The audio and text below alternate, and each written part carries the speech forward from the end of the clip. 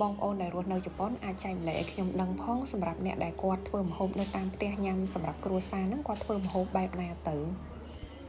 ខ្ញុំឃើញថានៅក្នុងប្រទេសជប៉ុនសម្បូរណាស់ផ្សារតូចដូចជា Mart Family Mart Lawson ឯហ្នឹងសឹងតែ200 ម៉ែត្រហ្នឹងមានមួយទៅហើយនៅក្នុងហ្នឹងសិតតែមានម្ហូបអាហារលក់ទាំងអស់ហើយបើនិយាយពីផ្សារធំវិញក៏មានច្រើនដែរដូចផ្សារនេះអញ្ចឹងឈ្មោះ Ito Yokado ហ្នឹងធំមែនតើមើលទៅធំជាង Eon នឹងខ្មែរ2-3ដងទៅទៀតហើយម្ហូបវិញក៏សម្បូរច្រើនណាស់ដែរខ្ញុំទៅផ្សារធំមួយនេះវារៀងយប់ដែរហើយម៉ោង 8:09 យប់ដល់ពេលអញ្ចឹងទៅម្ហូបមើលទៅរៀងឆ្លោះបន្តិចក៏ប៉ុន្តែនៅតែច្រើនមានច្រើនជម្រើសមែនតើហើយម្ហូបផុនគេភាគច្រើនហ្នឹងគឺមានបញ្ចុះតម្លៃដូចនៅ Eon យើងអញ្ចឹងតែម៉ោង 8:09 នេះហ្នឹងគឺចាប់ដើមចុះ 30% 40 50អីចឹងទៅហើយក៏មិនមែនមានតែជនជាតិបរទេសទេដែលទិញជនជាតិជប៉ុនគ្នាគាត់ហ្នឹងក៏ទិញយកអស់ដែរ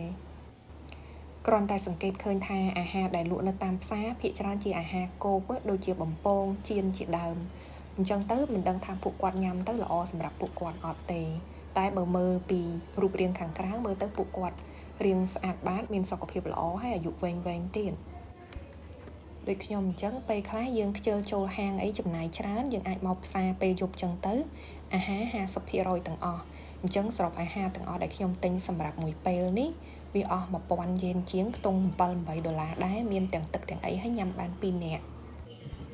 បើនិយាយពីទឹក smoothie ផុនគេនេះវិញមានច្រើនរសជាតិហើយឆ្ងាញ់ផុនគេម្យ៉ាងដែរញ៉ាំទៅវាជួយសម្រួលកាពះពោះវៀនយើងទៀតតែសម្រាប់ភេសជ្ជៈកំប៉ុងអញ្ចឹងបងប្អូនត្រូវប្រយ័ត្នដែរប្រយ័ត្នរឿងជាតិស្ករហើយនៅក្នុងផ្សារធំនេះគេមានកន្លែងឲ្យយើងអង្គុយញ៉ាំដូចនៅ Eon យើងអញ្ចឹងគ្រាន់ថាវាធំជាងណាអញ្ចឹងញ៉ាំហើយហ្នឹងគ្រាន់តែបកត្រឡប់មកវិញថារកទិញថែមទៀតអស់ល្មម